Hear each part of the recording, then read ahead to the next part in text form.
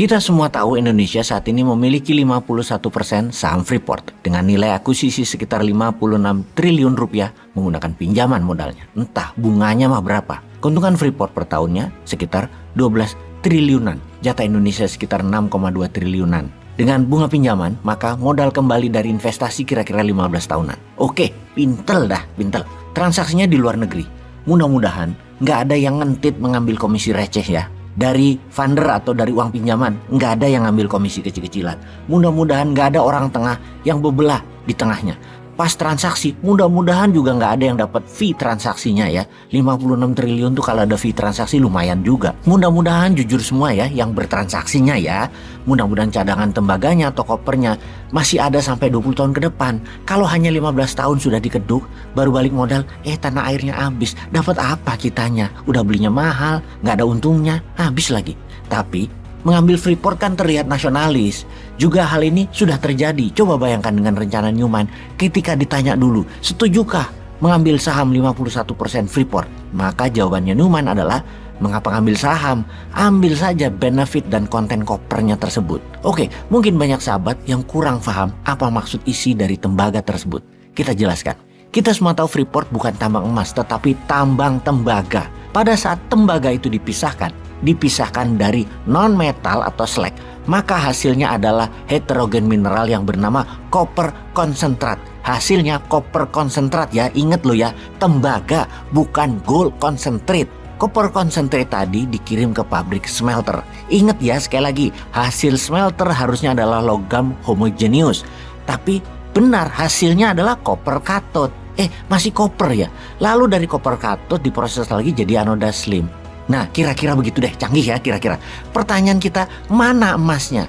Maka anoda slim tadi dikirim ke luar negeri untuk dimurnikan, di-refine. Proses refining ini jadi benda yang namanya platinum, jadi benda yang namanya emas, jadi benda yang namanya koper, bahkan ada uraniumnya. Ini yang jadi pertanyaan kepada sahabat semua. Emasnya tidak pernah kita dapat. Kita hanya menghasilkan koper, tembaga, pajaknya ya pajak tembaga. Emas, platinum, dan rare earth lainnya gak dapat apa-apa. Sekali lagi nih ya kita ulangi. Freeport bukan tambang emas karena tidak ada emas fisiknya. Juga kita tidak dapat pajak emasnya. Kopernya, tembaganya itu unsur termurah yang dibayar pajaknya. Yang precious metal gak dibayar. Dan ini semua dibikin oleh pejabat yang gak paham beginian. Termasuk akademisi, orang yang makan sekolahnya. Dibikin bingung sehingga tambang tembaga Freeport dibilang tambang emas. Kita ingatkan lagi sekali lagi biar bosen sampean. Begitu juga di tambang timah, tin atau SN atau stanum. Yang dibayarkan hanya timahnya saja. Unsur rare earth yang ikutan seperti thorium misalnya keangkut gak pernah dibayar. Jutaan ton kali sudah keluar dari Pulau Bangka.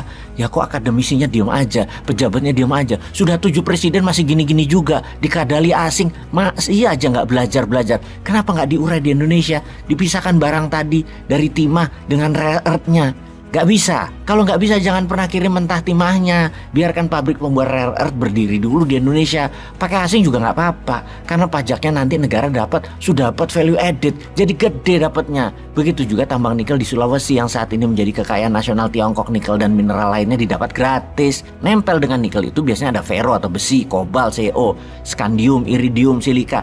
Yang dengan alasan apapun dikatakan benda itu masih belum stabil kata Bayern ya. Alias tidak bisa di-refine. Wes apalah itu alasannya, atau jumlahnya kecil tidak ekonomis sehingga belas saja hilang tak dibayar. Namun Tiongkok selain menjadi pemilik cadangan nikel tentunya sudah di-refine terbanyak di dunia. Kobalt Tiongkok number 1 di dunia.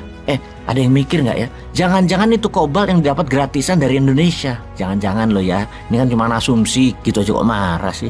Oke, kita lanjut. Di mana dalam baterai EV atau electronic vehicle isinya adalah nikel, lithium, kobalt.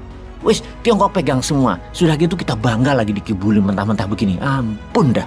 Jadi harusnya pabrik pemurnian nikel ada di Indonesia juga. Sudahlah. Kita kembali ke pertanyaan rencana Newman dengan Freeport.